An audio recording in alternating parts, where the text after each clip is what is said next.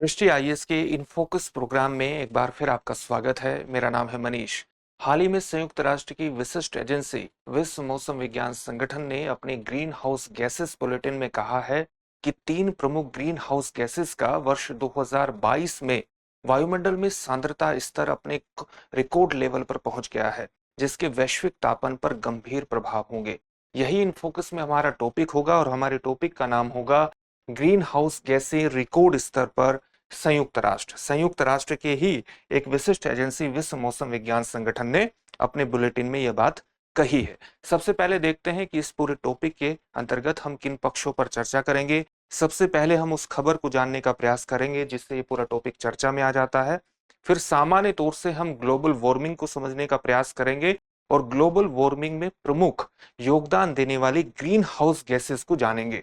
इसके बाद हम देखेंगे कि ग्रीन हाउस गैसेस का नया रिकॉर्ड स्तर जिसकी बुलेटिन में बात की गई है, वो स्तर क्या है, इसके क्या प्रभाव हो सकते हैं। प्रभावों के अंतर्गत ही हम सामान्य तौर पर समाधान की भी चर्चा करेंगे और अंत में आपके लिए एक प्रश्न होगा। इस प्रश्न का उत्तर आपको कमेंट बॉक्स में कमेंट करके देना होगा। ये खबर द हिंदू न्यूज़पेपर से ली गई है और खबर है green house gases hit record high in 2022 UN. 3 main green house gases हैं। यूएन की एक विशिष्ट एजेंसी जिसकी स्थापना 1950 में हुई, जिसको हम WMO यानी वर्ल्ड मेट्रोलॉजिकल ऑर्गेनाइजेशन विश्व मौसम विज्ञान संगठन के नाम से जानते हैं। इसी ने अपने ग्रीन हाउस गैसेस बुलेटिन में कहा है कि 3 प्रमुख ग्रीन हाउस गैसेस जिनका नाम है कार्बन डाइऑक्साइड, मीथेन और नाइट्रस ऑक्साइड का जो सांद्रता स्तर है वायुमंडल में, वो अपने रिकॉर्ड स्तर पर वर्ष 2022 में पहुंच गया है। और ये 3 प्रमुख गैसें हैं जो वैश्विक तापन में प्रमुख रूप से योगदान देती है। इस योगदान के कारण इसके वैश्विक तापन पर तो गंभीर प्रभाव होंगे ही। वैश्विक तापन के कारण जो अलग अलग प्रभाव हम देखते हैं मौसम के पैटर्न में लगातार हो रहे परिवर्तन के रूप में, उस पर इसके गंभीर प्रभाव पड़ सकते हैं। और वैश्विक स्तर पर जो उठाए जाने वाले कदम हैं अलग अलग सम्मेलनों के माध्यम से, अलग अलग रिपोर्ट्स के माध्यम से, वो दरअसल पूरी तरह से नाकाफी हैं और उनका कोई नतीजा नहीं निकल रहा है। इस रिपोर्ट में ये बातें कही गई हैं और इसी के कारण ये पूरा टॉपिक चर्चा में आ जाता है। सबसे पहले हम देखते हैं, सामान्य तौर से ये समझने का प्रयास करते हैं कि वस्तुतः ग्लोबल वार्मिंग होता क्या है। इसको बहुत सामान्य अर्थों में समझिए। मान लिया ये पृथ्वी की सतह है और पृथ्वी की सतह पर आप जानते हैं लगातार प्रकाश की किरणें पड़ती हैं। पृथ्वी की सतह से ये प्रकाश की किरणें परावर्तित भी होती हैं और परावर्तित होकर के इस प्रकार से जाते हैं वायुमंडल में। निश्चित गैसों का एक सामान्य तौर से स्तर रहता है, उनकी सांद्रता रहती है, लेकिन कुछ गैसेस ऐसी होती हैं जिनकी क्षमता है इन किरणों को अवशोषित करने की। अगर उनकी सांद्रता यानी उनका कॉन्सेंट्रेशन वायुमंडल में बढ़ जाए तो जाहिर सी बात है कि वे इन विकिरणों को अवशोषित कर लेंगी और वातावरण में ही बनाए रखेंगी, जिससे वातावरण का जो तापमान है वो बढ़ेगा। और इसी घटना को हम वैश्विक तापन के नाम से जानते हैं, क्योंकि कई गैसें ऐसी हैं जिनका जिनका वायुमंडल में सांद्रता स्तर कॉन्सेंट्रेशन बढ़ रहा है। और ये गैसें कौन सी हैं? यह है कार्बन डाइऑक्साइड, यह है मीथेन, यह है क्लोरोफ्लोरो कार्बन और यह है नाइट्रस ऑक्साइड। इनके योगदान क्या है? कई रिपोर्ट ये बताती हैं कि वैश्विक तापन में सबसे प्रमुख योगदान करने वाली गैस जो है वो है कार्बन डाइऑक्साइड, जिसका 64% का योगदान है। मीथेन का योगदान लगभग 16% है और नाइट्रस ऑक्साइड का योगदान लगभग 6 से 7% के बराबर है। और इसके बाद का क्लोरोफ्लोरोकार्बन का लगभग ये माना जाता है कि इसका जो योगदान है वो 13 से 14% है। ये 4 प्रमुख ग्रीन हाउस गैसेस हैं। अन्य गैसें भी हैं, जैसे ओजोन का भी इसमें योगदान रहता है, जलवाष्प का भी योगदान रहता है। तो इन गैसों का सांद्रता स्तर बढ़ने से जो विकिरण है वो लगातार वायुमंडल में बनी रहती है और इसके कारण वैश्विक तापमान में बढ़ोतरी होती है। इसी को ग्रीन हाउस इफेक्ट के नाम से जाना जाता है, जो मुख्यतः वैश्विक तापन के बढ़ने के लिए प्रमुख रूप से जिम्मेदार है। वैश्विक तापन के बढ़ने में और घटनाओं का भी योगदान माना जाता है, जैसे ओजोन क्षरण।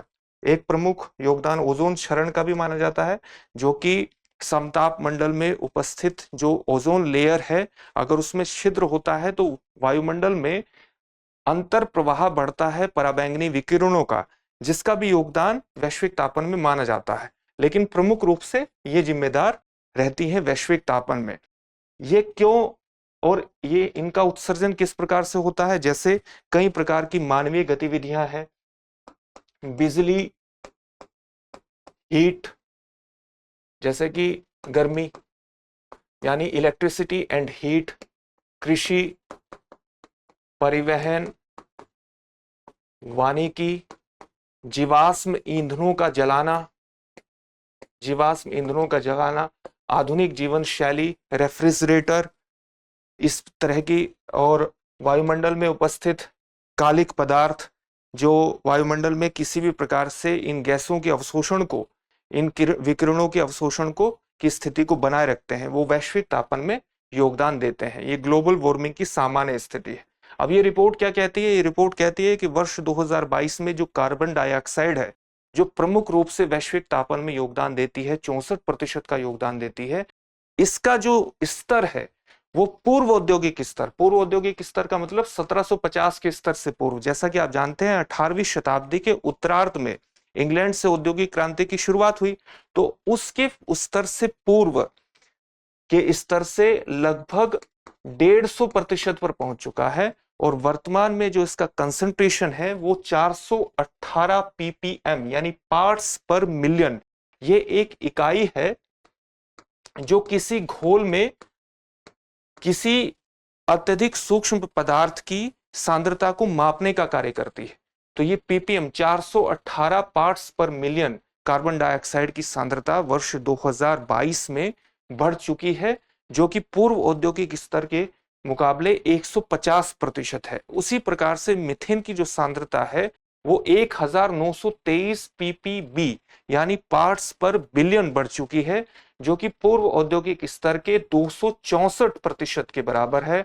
और इसी प्रकार से नाइट्रस ऑक्साइड का जो कंसंट्रेशन है, सांद्रता है, वो 336 ppb यानी पार्ट्स पर बिलियन है, जो कि पूर्व औद्योगिक स्तर के 124% के बराबर है।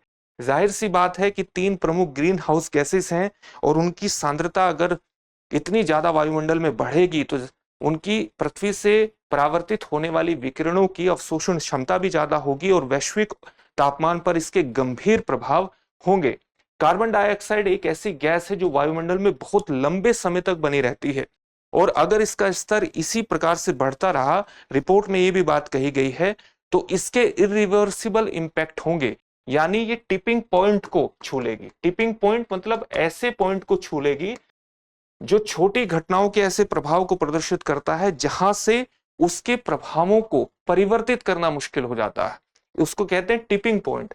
तो ये सांद्रता का जो स्तर है ये धीरे धीरे उस लेवल पर जाता जा रहा है जो जलवायु परिवर्तन या वैश्विक तापन की जो घटनाएं होंगी, जो प्रभाव होंगे, उनको परिवर्तित करना ही मुश्किल हो जाएगा, इरिवर्सिबल हो जाएगा।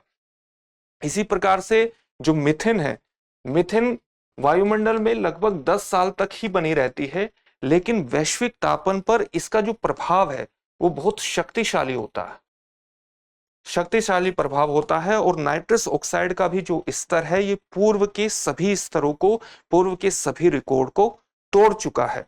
तो इसके किस तरह के प्रभाव होंगे? जैसे चरम मौसम स्थितियों के बारे में हम पहले भी चर्चा कर चुके हैं कि मौसम के पैटर्न में लगातार परिवर्तन होगा। किसी स्थान पर अत्यधिक बरसात हो सकती है, किसी स्थान पर बहुत लंबे समय तक वर्षा की अनुपस्थिति रह सकती है, जिससे चरम मौसम स्थितियां होंगी, यानी कुछ स्थानों पर अतिवृष्टि की स्थिति होगी और कुछ स्थानों पर सूखे की स्थिति होगी, कुछ स्थानों पर बाढ़ की स्थिति होगी और कुछ स्थानों पर सूखे की अवस्थिति होगी। हीट वेव जैसी घटनाओं की जो आवृत्ति है, उनकी जो प्रभाविता है, उसमें बढ़ोतरी हो सकती है। आप जाहिर सी बात है कि जब वैश्विक तापन बढ़ेगा तो ग्लेशियर, हिमनद और उत्तरी ध्रुव और दक्षिणी ध्रुव पर विद्यमान जो बर्फ की चट्टानें हैं उनके पिघलने की दर बढ़ेगी, जिससे समुद्र जल स्तर में बढ़ोतरी होगी और तटीय क्षेत्रों में विद्यमान जनसंख्या का विस्थापन उसके अंतर्गत संभावित है, जिससे पर्यावरण के कारण होने वाले सामाजिक आर्थिक जो लागत है वो बढ़ेगी। यानी इसी को कहते हैं सामाजिक आर्थिक और पर्यावरण लागत का बढ़ना। इसके साथ साथ एक गंभीर प्रभाव ये होगा कि आप जानते हैं कि वर्ष 2015 दिसंबर 2015 में पेरिस समझौते को स्वीकार किया था, जिसे भारत ने अप्रैल 2016 में साइन किए। तो पेरिस समझौते के अंतर्गत क्या लक्ष्य तय किए गए थे कि इस सदी के अंत तक वैश्विक तापमान में जो बढ़ोतरी हो रही है उसे 2 डिग्री सेल्सियस, जो एक औसत मापा गया 1850 से 1900 के बीच का वैश्विक औसत तापमान का, तो इसमें जो वैश्विक औसत तापमान था इसके मुकाबले 2 डिग्री सेल्सियस वैश्विक औसत तापमान के बढ़ने को रोकना था, 2 डिग्री सेल्सियस तक बढ़ने तक रोकना था। और यह भी तय किया गया था कि अगर संभव हुआ तो इस वैश्विक औसत तापमान में जो बढ़ोतरी है उसको 1.5 डिग्री सेल्सियस तक सीमित किया जाए। तो जाहिर सी बात है, अगर इतना ज्यादा कंसंट्रेशन ग्रीन हाउस गैसेस का बढ़ेगा तो ये पूरे लक्ष्य ही चूक जाएंगे, इनको हासिल नहीं किया जा सकता। साथ ही आप जानते हैं कि ग्रीन हाउस गैसेस जितनी भी गैस, कार्बन डाइऑक्साइड का महत्वपूर्ण योगदान होता है और कार्बन डाइऑक्साइड को प्रकाश संश्लेषण की प्रक्रिया में प्रयोग करते हैं हरे पौधे। अगर बहुत बड़े स्तर पर वन कटाई हो, बहुत बड़े स्तर पर वनों की कटाई हो, तो जो बहुत बड़े रेन फॉरेस्ट है, जो हमारे वर्षावन है, जो कार्बन सिंक के रूप में काम करते हैं, कार्बन डाइऑक्साइड का सिक्वेस्ट्रेशन करते हैं, वो धीरे धीरे क्या करेंगे, वो धीरे धीरे उत्सर्जन के क्षेत्रों में भी परिवर्तित हो सकते हैं वैश्विक तापमान की समस्या के कारण। जैसे आप जानते हैं कि जो अमेज़न के जंगल हैं ये कार्बन सिंक के रूप में काम करते हैं और अमेज़न में बहुत बड़े स्तर पर औद्योगिक गतिविधियां चल रही हैं और औद्योगिक गतिविधियों के कारण ये धीरे धीरे कार्बन सिंक के क्षेत्र से उत्सर्जन के क्षेत्रों में परिवर्तित हो रहे हैं, जो इसके समाधान के रूप की तरफ भी इंगित करता है कि अगर हम रेन फॉरेस्ट को वृक्षारोपण करें, वनारोपण करें, तो कार्बन सिंक के रूप में वो काम करेंगे और वैश्विक तापमान की समस्या से हम बाहर निकल सकते हैं। और इसके प्रभाव को भी प्रदर्शित करता है कि किस प्रकार से डिफॉरेस्टेशन की प्रक्रिया कार्बन सिंक के क्षेत्रों को उत्सर्जन के क्षेत्र में परिवर्तित कर रही है। इसके अंतर्गत अगर समाधानों की बात करें तो पेरिस समझौते के लक्ष्यों को प्राप्त करने के लिए जरूरी है कि अलग अलग देश जो अपने यहाँ INDC निर्धारित किए हुए हैं, यानी INDC intended nationally determined contribution, अभीष्ट राष्ट्रीय स्तर पर निर्धारित योगदान, उन लक्ष्यों को प्राप्त करने का प्रयास करें। जैसे भारत ने इसके अंतर्गत वर्ष 2030 तक अपने जीडीपी उत्सर्जन तीव्रता को वर्ष 2030 तक 2005 के मुकाबले 33 से 35% कम करने का लक्ष्य रखा है। इसी प्रकार से वनारोपण और वृक्षारोपण के माध्यम से जो कार्बन डाइऑक्साइड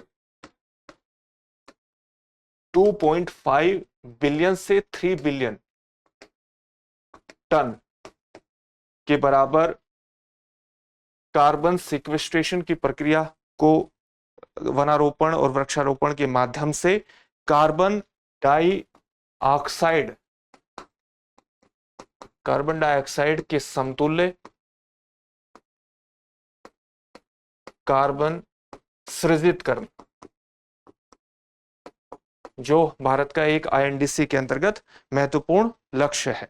कार्बन सृजित करना मतलब कार्बन ह्रास सृजित करना, इसके मतलब कार्बन ह्रास सृजित करना, ये महत्वपूर्ण लक्ष्य है। इन लक्ष्यों को प्राप्त करना चाहिए। भारत ने जो अंतर्राष्ट्रीय सौर संगठन स्थापित किया है, जो नवीकरणीय ऊर्जा को महत्वपूर्ण रूप से बढ़ावा देता है, इसके अंतर्गत विशिष्ट रूप से महत्वपूर्ण हो जाता है। तो जितने भी लक्ष्य निर्धारित किए हैं उन पर बेहतर तरीके से काम करना चाहिए, आगे बढ़ना चाहिए। इसके अंतर्गत एक प्रश्न देख लेते हैं। प्रश्न क्या है? वैश्विक तापन ग्लोबल वार्मिंग के अंतर्गत सबसे अधिक योगदान निम्न में से किस ग्रीन हाउस गैस का है? यानी वैश्विक तापन के अंतर्गत सबसे अधिक योगदान करने वाली ग्रीन हाउस गैस कौन सी है? आपके ऑप्शंस हैं carbon dioxide, methane, nitrous oxide या ओजोन। इस प्रश्न का उत्तर आप हमें कमेंट बॉक्स में कमेंट करके जरूर दीजिए। फिर से एक नए सेशन में आपसे मुलाकात होगी। धन्यवाद।